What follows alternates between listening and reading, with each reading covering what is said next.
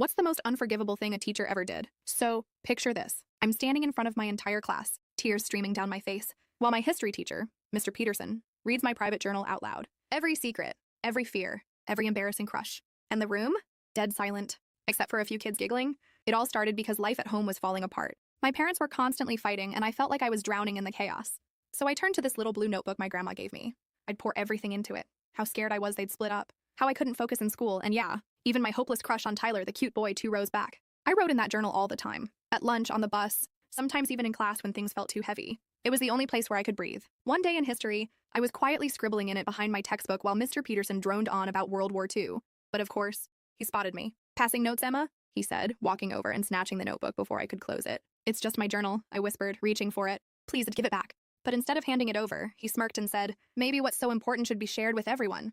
At first, I thought he was bluffing. Teachers always say they'll read notes aloud, but they never do. Except Mr. Peterson did. He started with harmless stuff, how boring class was, and people laughed. But then he kept going, into the parts about my parents fighting, how I cried myself to sleep, how I was terrified we'd have to move. And the worst, the pages about Tyler, how I practiced what I'd say if he ever talked to me. Tyler sank so low in his seat I thought he'd slide under the desk. My best friend Lily looked like she wanted to vanish. And me? I stood there frozen, watching my most private thoughts become a public comedy show. When the bell rang, I bolted to the bathroom, locked myself in a stall, and just crumbled. My phone buzzed nonstop.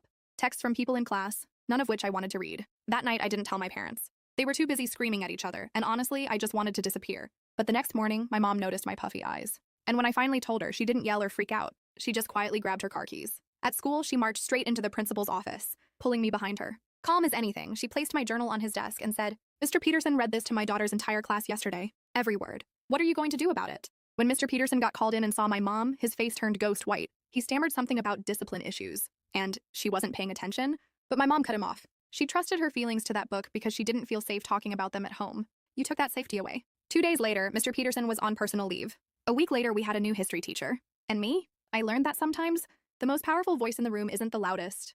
It's the one that quietly stands up for you when you can't stand up for yourself.